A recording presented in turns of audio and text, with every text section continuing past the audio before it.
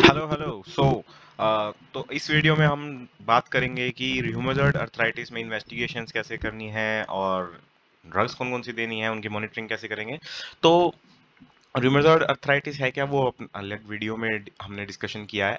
ये बेसिकली एक बार स्टार्ट कर लेते हैं कि इन्वेस्टिगेशंस क्या क्या करनी होती है। वैसे तो आर ए फैक्टर हम देखते ही हैं, लेकिन आर ए फैक्टर ना काफ़ी it's not so specific test. Anti CCP is the specific test, और कई बार क्या होता है कि आर ए फैक्टर नेगेटिव आ जाता है तो सीरो नेगेटिव आर ए भी हो जाता है ना। तो अब इसमें क्या कराते हैं हम, और टेस्ट कराते हैं हम, जैसे बेस लाइन करा लेते हैं, कई बार बेस लाइन सीबीसी करा लेते हैं, ईएसआर सीआरपी करा लेते हैं, ताकि हम इन्फ्लेमेटरी मार्कर चेक कर सके बिफोर ट्रीटमेंट कि कितना है इन्फ्लेमेशन।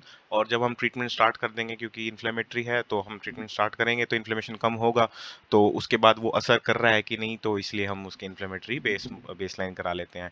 कुछ मेडिकेशंस होती हैं जो कि लिवर पे और की रीनल सिस्टम पर असर डालती हैं, किडनीज पर, तो हम उनको एलएफटी एंड आरएफटी भी करा लेते हैं पहले ही। एक्सरे हम कराते हैं क्योंकि हम जो ड्रग्स स्टार्ट करने वाले होते हैं वो हम डिस्कस करेंगे कि हम एक बार लेटेंट टीबी को रूल आउट करना चाहते हैं, और किसी भी वायरल डिजीज जैसे HBs AG antigen anti HCV and HIV, मतलब इसको पहले रूल आउट कर लेना चाहते हैं कि बाकी जब हम आगे इम्यूनोसप्रेशन करें तो वो उन डिजीज का फ्लेयर अप ना हो जाए। मोन्टोक्सिग्रा chest x-ray for latent TB diagnosis, urine pregnancy test कराते हैं क्योंकि जो हम मेडिकेशन अभी बात करेंगे आगे मेथोट्रेक्सेट, तो वो टेराटोजेनिक इफेक्ट कोज करती हैं, राइट। तो ये सब तो इन्वेस्टिगेशंस हो गई। इनमें अगर आप मतलब बेसिकली डायग्नोसिस के लिए तो हम एंटी सीसीपी कराते हैं, और बेसलाइन ट्रीटमेंट स्टार्ट करने के लिए हम CBC ESR CRP LFT RFT और चेस्ट एक्सरे, और बायोलॉजिकल या फिर इम्यूनोसप्रेशन देने से पहले अपने मोन्टोक्सिग्रा चेस्ट एक्सरे एंड दिस एचबीएस एजी anti HCV and HIV test. और फीमेल पेशेंट है तो we have to take care of the urine pregnancy test, right. And medications कैसे स्टार्ट करें, मतलब एक मतलब जब मैं सेकंड या थर्ड या फोर्थ आई गेस, जब भी मेडिकल स्कूल में था, तो हमारे ऑर्थो के प्रोफेसर ने हमें, जैसे ही रूमेटॉइड अर्थराइटिस का चैप्टर स्टार्ट हुआ था, तो उन्होंने बोला था कि whenever you want to treat rheumatoid arthritis, it means you have to hit fast and hit hard. तो वो स्टेटमेंट मुझे अभी भी याद रहेगी, शायद ये हैरिसन में कहीं पे लिखा हुआ होगा। सर ने मुझे बोला था, इसलिए वो बात मुझे ध्यान रह गई है। तो सबसे पहले हम क्या करते हैं, मीथोट्रेक्सेट स्टार्ट कर देते हैं 10 mg वंस वीकली।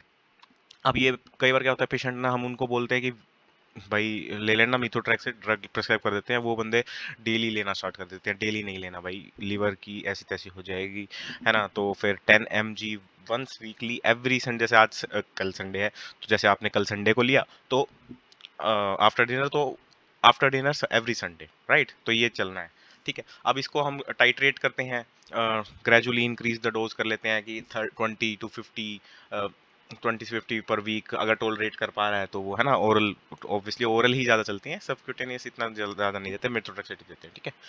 फिर हम क्या देते हैं, फॉलिक एसिड देते हैं 5 mg, क्योंकि ये इसका डेफिशिएंसी करा देता है मीथोट्रेक्सेट, तो फॉलिक एसिड हम देते हैं। अब वो ना सेम डे पे नहीं देते, अलग दिन पे देते हैं, कि मतलब जैसे आज संडे को मीथोट्रेक्सेट लिया है तो मंडे को हम फॉलिक एसिड दे देंगे, ठीक है। फिर नेप्रोक्सन जो है उसमें पेन रिलीफ के लिए होता है, it's not the treatment protocol but for the symptomatic management. 500 mg tablet होती है, या तो आप उनको बीडी दे दो, या फिर अगर ज़्यादा डोज देनी है, अगर पेन ज़्यादा है तो 1 mg बीडी भी दे सकते हैं। पेंटोप्राजोल भी हम स्टार्ट करेंगे, अगर जीआई रिस्क है तो कर ही देते हैं यूजुअली हम। स्टीरॉयड देते हैं क्योंकि इन्फ्लेमेशन कम करना होता है, क्योंकि देखो मीथोट्रेक्सेट जो है ना, वो 1 महीना 2 महीना लगा देती है स्टार्ट होने में, इसका इंजन ही गर्म नहीं होता, वो टाइम लेगी, 6 हफ्ते 8 हफ्ते ले लेगी आराम से स्टार्ट होने में। तो इतने अपने को इन्फ्लेमेशन दूर करना है, तो इतने अपने को स्टेरॉइड देने पड़ेंगे, तो 5 mg या 10 mg डेली। उसके बाद हम जैसे ही शॉर्ट कोर्स में चलाएंगे, और जैसे उसका मिथोट्रेक्सेट का इफेक्ट आने लगेगा तो हम इसको बंद करने लगेंगे, टेपर ऑफ करने लगेंगे स्टीरॉयड को, ताकि उसका इफेक्ट हमें मिथोट्रेक्सेट का मिल सके, ठीक है, ताकि पता चले कि मिथोट्रेक्सेट काम कर रही है। फिर हम इनको मॉनिटरिंग करते हैं, मिथोट्रेक्सेट अब चल रही है तो उसको हम मॉनिटरिंग करेंगे, सीबीसी एलएफटी आरएफटी, क्योंकि मिथोट्रेक्सेट मॉनिटरिंग में हम सीबीसी कराते हैं, एलएफटी कराते हैं, आरएफटी कराते हैं, ठीक है, बेस लाइन कराते हैं, फिर उसको हर 2 से 4 हफ्ते में रिपीट कराते हैं, फिर उसके बाद 8 से 12 हफ्ते में भी रिपीट कराते हैं। क्या क्यों कराते हैं? क्योंकि सीबीसी जो है कि जो हमारा मीथोट्रेक्सेट है वो मैरो से बोन मैरो सेपरेशन कराता है, हेपेटोटॉक्सिक होता है, उसका एक्सक्रीशन जो है वो किडनी से होता है, इसलिए क्लियरेंस ऑफ द ड्रग देखने के लिए हमें देखना पड़ता है। आरएफटी है कि नहीं, माउथ या जीआईटी में रैपिडली डिवाइडिंग सेल्स पर असर करता है, इसलिए हमें उस जीआई अपसेट भी हो जाता है कई बार, है ना।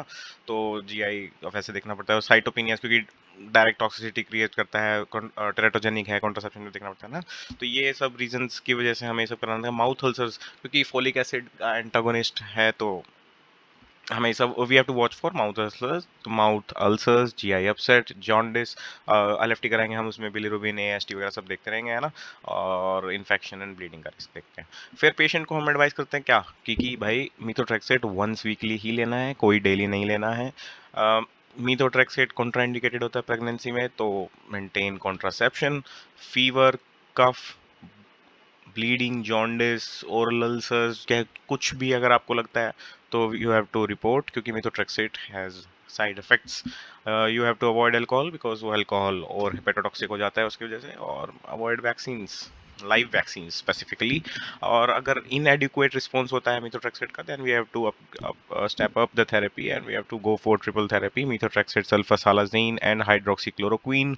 सल्फासालाजीन की डोज 500 mg बीआईडी से लेकर हम 1 ग्राम बीडी तक दे देते हैं। Hydroxychloroquine 200 to 400 per day. और इसमें फिर आई का एग्जामिनेशन कराना होता है ईयरली, क्योंकि इसमें वो होते थे ना, क्या बोलते हैं उसको, राउंड राउंड से कुछ बोलते थे, मैं भूल गया।